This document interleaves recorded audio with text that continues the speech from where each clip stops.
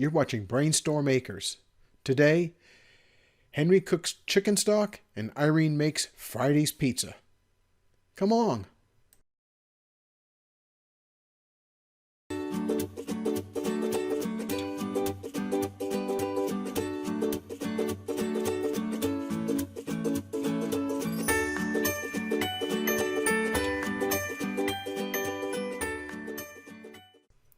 Irene starts the pizza dough by making a sponge.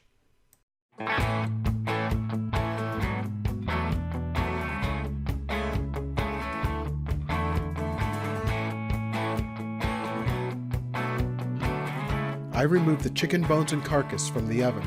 They've baked for an hour at 350 degrees.